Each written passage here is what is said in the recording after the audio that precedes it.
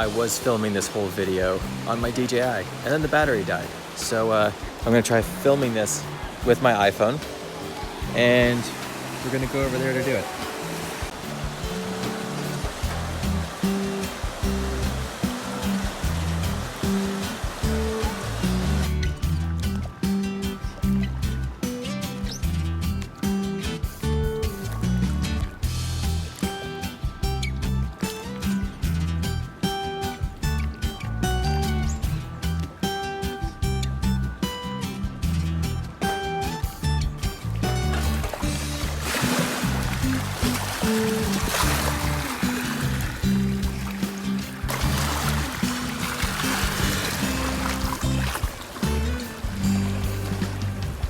Okay, I'm trying something new this time. It's, my DJI died, and it's just too perfect of a day not to film, as you can see. But I wanted to talk a bit about just travel exhaustion, and it's really why I'm here in Lake Como.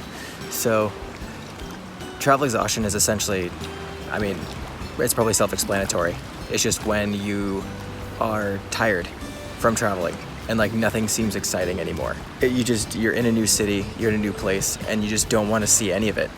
You don't want to go and, see all the sights in the new city. You don't really want to talk to anybody new. And there are multiple reasons why that could happen. It could just be because you've been on the road for a long time and you're changing locations so frequently that you just get burnt out and you just don't want to do it anymore. It could be that you drink too much, which is part of the hostel lifestyle. So it makes it really difficult if you're, if you're trying to live healthy and there's always pressure to go out and drink every single night. So that's an issue as well. And travel exhaustion can happen to everybody, but I think this is the first time it's happened to me, and it took, like 109 days for it to happen. So there are ways to get around it.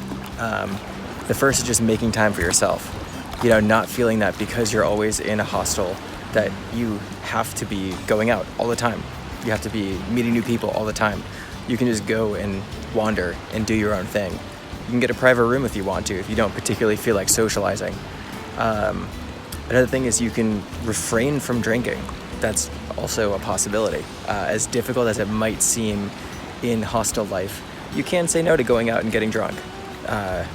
So that's another thing. But if those smaller steps don't work, then you can do essentially what I did here and just get an Airbnb and spend time away from everything. It's awesome. And doing so helps you in the way that it just lets you be stationary. So you're not worried about moving to a different location every 2 days or worrying about socializing all the time and meeting new people all the time. You can just be yourself. You can just be alone. You can just be lazy if you want to. Like there were some days while I was here where I didn't even leave the Airbnb. You can focus on eating healthier and cooking your own food, which saves money, gives you something to do. It's a little more meditative, so it's quite nice. And then it just gives you time to decompress. It gives you time to get bored, which I think is important because when you get bored, that's when you're gonna wanna get on the road again. Like right now, as beautiful as this is, I'm super antsy to get back and experiencing new things again. It took me about a week to get to this point. There were a few days where I was actually pretty down because I just was still really tired.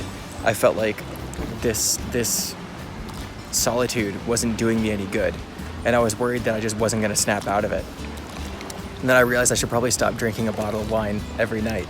That'll throw you for a loop. Having your solitude, getting back to eating healthy, or starting to eat healthy if you weren't before, doing some form of like exercise or outdoor activity would definitely help as well. Like I've been doing my routine every morning now, which is 5 to 10 minutes of yoga, 10 minutes of calisthenics, 5 minutes of meditation, some journaling, and I've been doing that every day.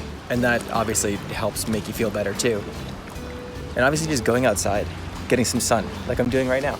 Now, I also think that your time alone is when you can start practicing things involving more of like meditation or journaling and that sort of thing, because that's where you help, like think through things If you haven't watched my video on journaling, then you should, because I talk a lot about how it helps you mentally while you're on the road. So I think combining meditation and mindfulness with journaling will be another way to kind of snap you out of your funk.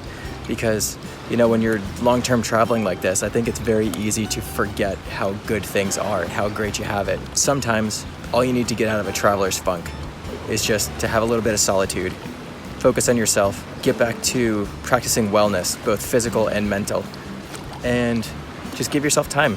Give yourself time to get bored, give yourself time to get cabin fever, and then you'll get the adventurous spirit back again. Have you guys ever experienced travel burnout? You know, what's your solution for it? Comment below, let me know, and be sure to like, subscribe, all that stuff, and I'll see you guys in the next video. Adios.